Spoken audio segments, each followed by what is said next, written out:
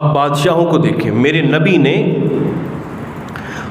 اپنے زمانہ پاک میں دو بڑی سپر پاورز تھیں، فارس اور روم، ایران اور روم۔ سرکار نے دونوں کے سربراہان کو خط لکھا تھا،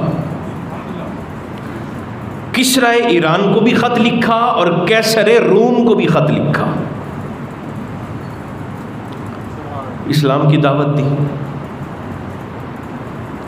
کسرا نے بدبختی کرتے ہوئے سرکار کا محبت نامہ پھاڑ دیا، گستاخی کی، بے ادبی کی، اور اسی طرح سے اپنے فارس کے ٹکڑے کروا بیٹھا۔ اب جب یہ خط کیسر روم کے پاس پہنچا تو جناب ابو سفیان نے اس وقت تک سرکار کا کلمہ نہیں پڑھا تھا، وہ بھی اتفاق سے کیسر روم کے دربار میں موجود تھے۔ جب خط پڑھا گیا، مشیر میرے بھائیوں بنوا بھی دیتے ہیں، مشیر مروا بھی دیتے ہیں۔ سرکار کا محبت نامہ پہنچا کیسر کے پاس، اس نے جب دیکھا تو ابو سفیان وہاں پر موجود تھے، سرکار کے متعلق ایک طرف سے پڑھتا رہا اور ادھر جناب ابو سفیان سے پوچھتا رہا، وہ کیسے ہیں، وہ کیسے ہیں، وہ کیسے ہیں۔ ابو سفیان بتاتے رہے۔ ایک آخری سوال اس نے کیا، اس نے کہا یہ بتائیے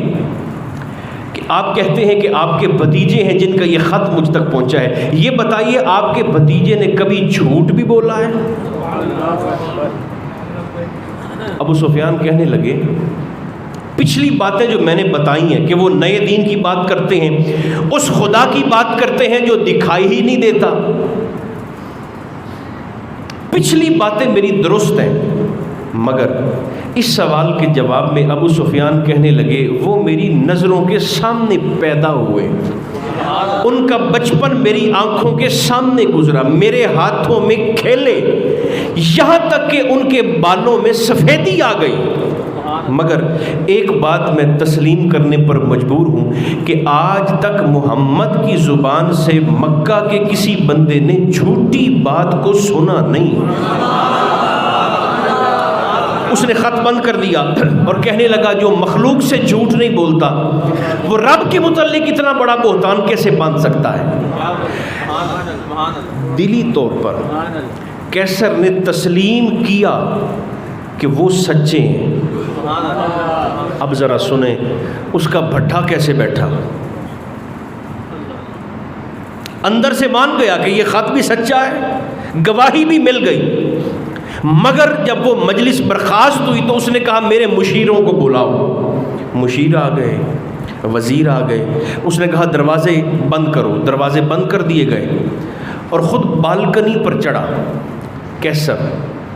اور مشیروں سے کہنے لگا یہ مجھے مکہ سے خط آیا ہے، محمد ابن عبداللہ کا، محمد الرسول اللہ کا صلی اللہ علیہ وسلم، اس میں انہوں نے مجھے اسلام کی دعوت دی ہے اور میں اس نتیجے پر پہنچا ہوں کہ وہ سچے ہیں، ان کا دین اور مذہب سچا ہے، تمہارا کیا خیال ہے؟ تھے تو مشیر، تھے تو وزیر، مگر جب انہوں نے دیکھا کہ ہماری بلے بلے ختم ہونے والی ہے، ہم تو ہم رہ گئے، سرے سے ہمارا بادشاہ ہی کسی کی غلامی میں جانے والا ہے، تو مورخین فرماتے ہیں وہ کیسر کی جانب اس انداز سے دوڑے کہ جیسے ابھی اسے کاٹ کے پھینک دیں گے، بادشاہ کو چیر کے پھینک دیں گے۔ جب کیسر نے ان کے رویوں کو دیکھا تو کھسیانی بلی کھمبا نوچے، اس نے کہا نہیں نہیں، میں تو صرف تمہارے دین کے حوالے سے آزما رہا تھا، میں تو صرف تمہاری آزمائش کر رہا تھا کہ تم اپنے دین پر کس قدر پکے ہو، کس قدر مستحکم اور مضبوط ہو، دین وہی سچا ہے جو تمہارا ہے اور میرا ہے۔ اندر سے مان چکا تھا، مگر گھٹیا مشیروں اور کمینے وزیروں کی صحبت کی وجہ سے،